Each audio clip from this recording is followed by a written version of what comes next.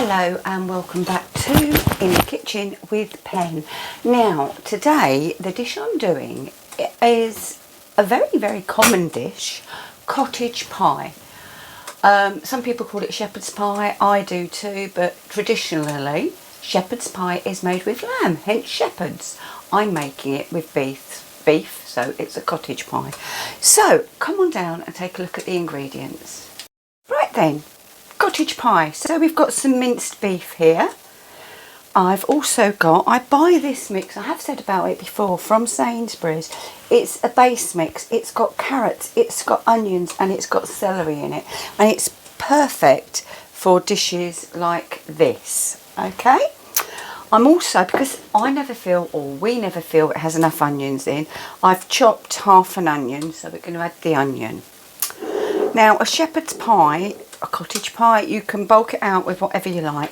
I had a few mushrooms in the fridge that have seen better days. Now you want to hide the mushrooms, grate them. I don't like mushrooms, I know they're in there, so I've left them quartered. Some mixed herbs, some garlic, some salt and pepper,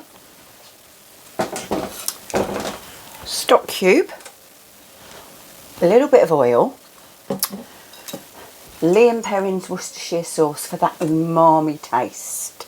Okay, and very controversial here, but another brilliant way to bulk out a cottage pie,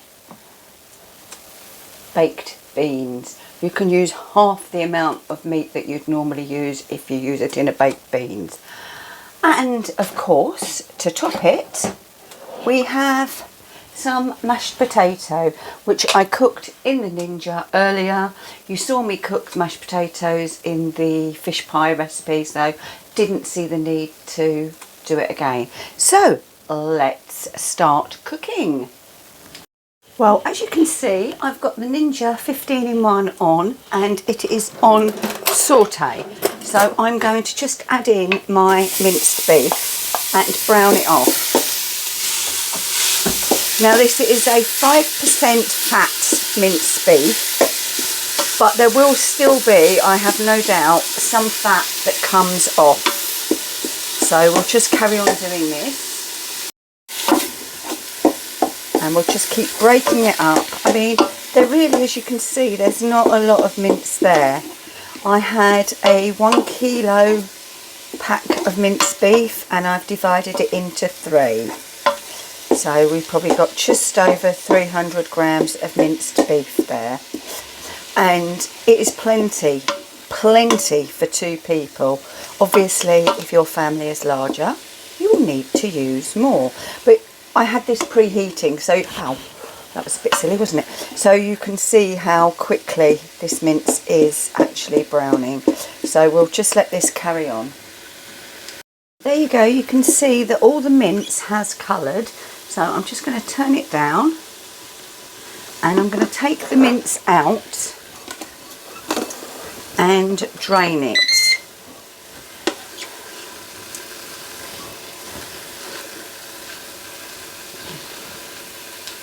That's our mince out draining. I'm just going to push this to one side.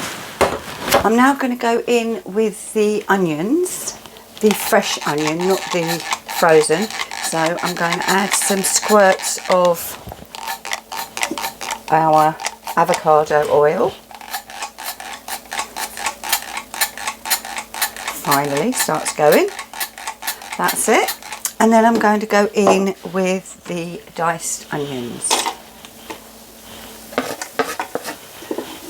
And what I'm doing is I'm not colouring them. I don't want them to colour. I just want them to soften slightly.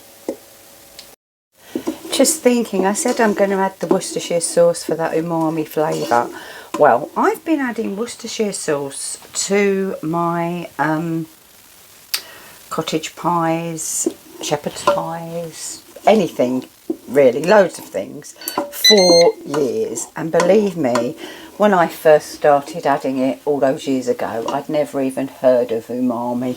I just knew that it made it taste good. So, the new buzzword, umami. They're softening, so I'm going to go in with the frozen veggies. Remember, that's carrots, onions and celery. And we're going to do the same to those. I'm about to make the stock, and as you can see, I have crushed the cube, the OXO cube, in its foil. This way I just have to tear off a corner and pour it out, and my hands don't get covered in OXO. Now Steve would just crush them in his hand, and anything that was left he'd love to lick off his hands. Not my bag, thank you. They've softened up nicely, so I'm going to just go in with the few mushrooms that I had, give them a stir, and I'm going to add in a little bit of garlic. As I said the other day, 1 teaspoon of lazy garlic is about the equivalent to 1 clove. So we've got 1 clove of garlic gone in now. Now we're going to go in with a good pinch of mixed herbs.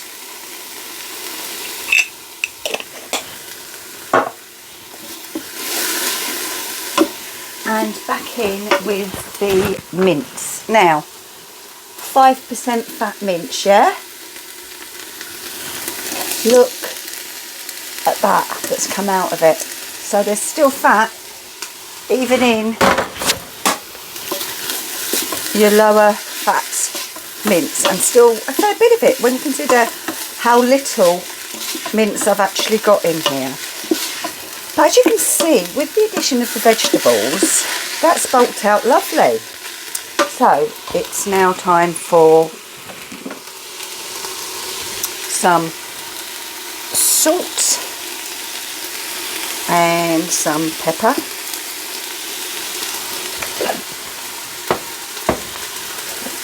Our Worcestershire sauce.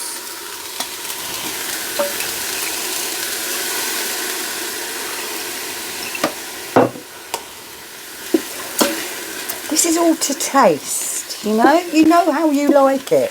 I'm just showing you how to make it in here. Right, now we need to go in with some of our stock. Now, any stock that I don't actually use in here, I will use to make the gravy to go with our cottage pie later. Right, it's going to need a bit more.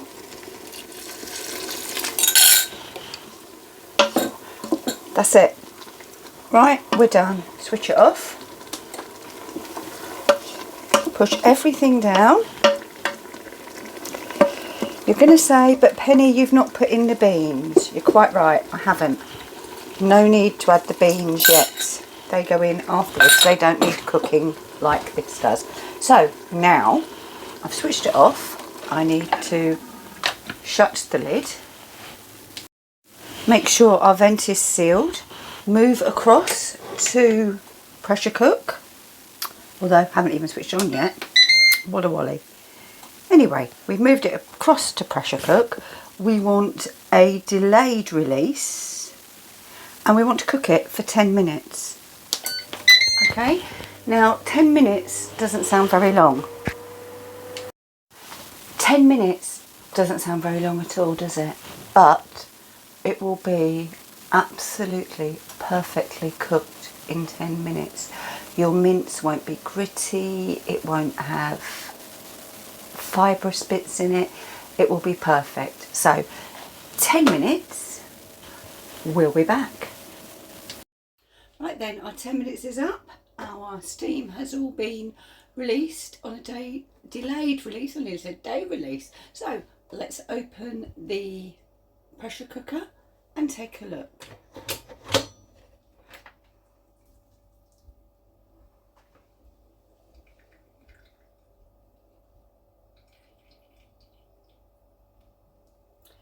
There you go, I'm just going to give it a stir, and there's still plenty of liquid there. Let's take it out so you can see it better.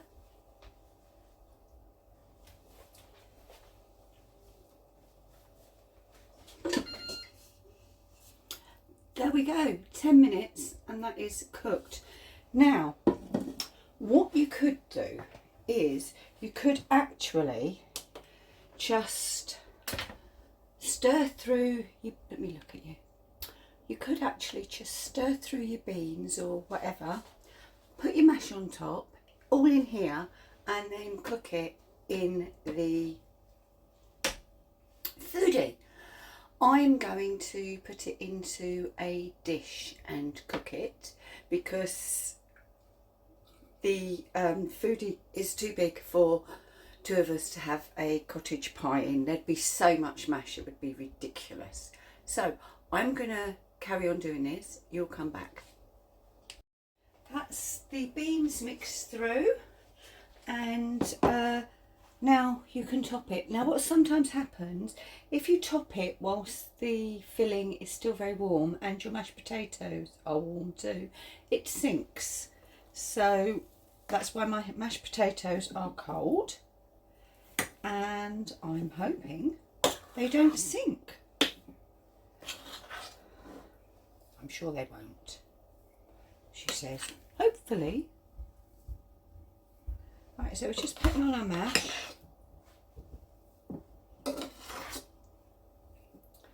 And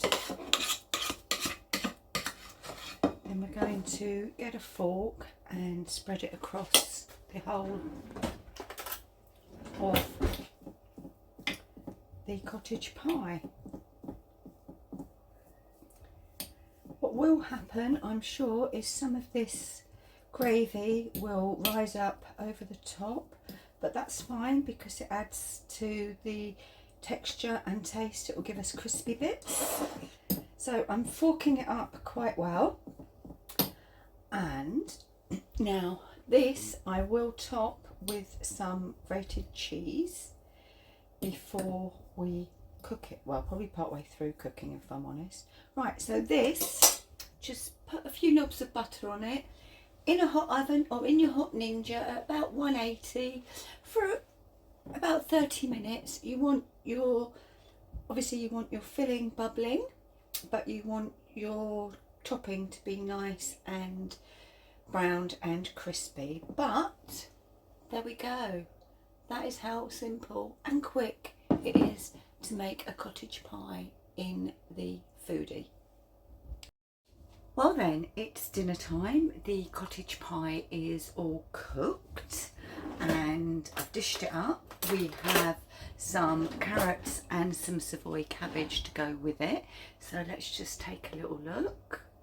And as I said, I saved any gravy that I didn't use, and I've made a nice thick gravy for pouring. So what's next? Better taste it, hadn't I? So it's only the cottage pie that we're tasting. The rest of it, the vegetables, etc., you know, they should be good. I try not to overcook my veg, but sometimes that does happen. Steve prefers his much more well cooked than I do. Right, it's extremely hot.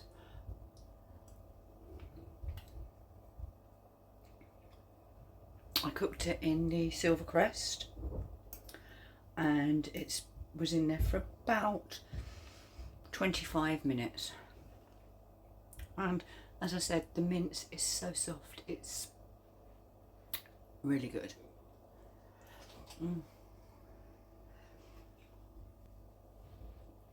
Right, we need to pretend we didn't see that, okay? You did not see me drop it. That is lovely. So, I'd just like to say, a bit of mushroom now, I'm just getting off my fork. Thank you very much for watching this edition of In the Kitchen with Pen. As I said earlier, you could have just done the whole thing in the Ninja itself and then cooked it off on bake so that you get a nice crispy top on your potatoes, but it would have been far too much for Steve and I, too much potato. I cooked it in the Silver Crest in a dish, as you saw. Perfect. So, sorry, rambling. Thank you for watching. I hope you've enjoyed this edition. If you have, give us a thumbs up. Any comments, write them down below.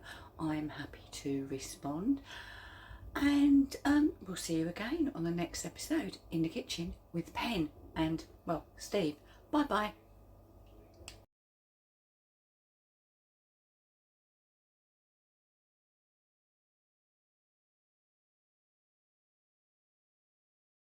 If you like what we're doing, don't forget to give us a like.